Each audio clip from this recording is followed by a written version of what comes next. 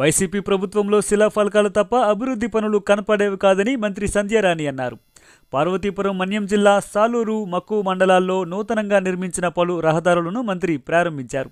ఈ సందర్భంగా మంత్రి సంధ్యారాణి మాట్లాడుతూ రాష్ట్రాన్ని అభివృద్ధి చేయడం అంటే శిలాఫలకాలు నిర్మించడం కాదని వైసీపీ నాయకులపై సెటైర్లు వేశారు. అభివృద్ధి అంటే ఎలా చేయాలో ముఖ్యమంత్రి చంద్రబాబు నాయుడును చూసి నేర్చుకోవాలన్నారు.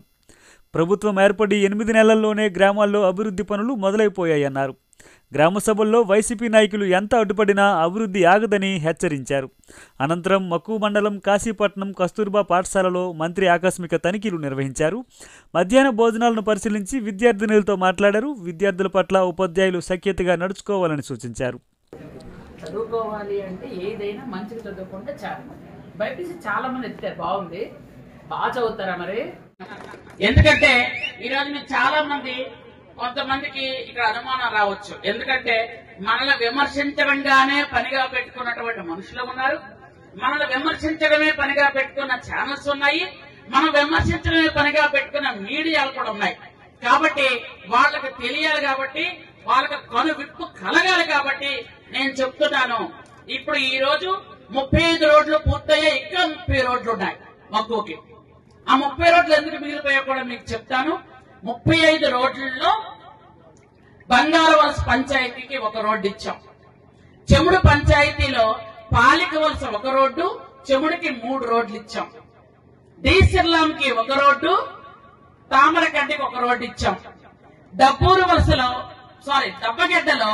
దబ్బగడ్డకి 3, అనసభద్రకి 1, అలాగే విజయరాంపురంకి ఒక రోడ్డు ఇచ్చాం. అలా కన్నంపేటకి ఒక రోడ్డు ఇచ్చాం. కాశీపట్నం ఇందాక మా సోదరుడు చేస్తున్నామనంటే ప్రజల తాలూకా కష్టసుఖాలన్నీ చంద్రబాబు నాయుడు గారికి తెలుసు. కాబట్టి మనం డెవలప్ చేసుకుంటూ వెళ్దాం. ఎందుకంటే మీకు కొన్ని చెప్తున్నాను, ఇప్పుడే మన డాక్టర్ గారు చాలా మంది చెప్పారు. ముఖ్యంగా మనం ఏమనుకున్నామంటే గత 5 సంవత్సరాలుగా రోడ్లు ఎక్కడా లేవు, రోడ్లు నిర్మించనే లేదు. ఎక్కడైనా రోడ్లు నిర్మించాలి అంటే ఎవరైనా రోడ్డు అడిగితే ముందు శిలాఫలకం వేసేసి ఆ తర్వాత మర్చిపోయి వెళ్ళిపోతుండేవాళ్ళు. అలా శిలాఫలకాలు వేసి వదిలేసిన రోడ్లు ఎన్ని ఉన్నాయో మీకు అందరికీ తెలుసా? శిలాఫలకం వేసేయడం, వెళ్ళిపోవటమే, ఆ తర్వాత డబ్బులు రావు.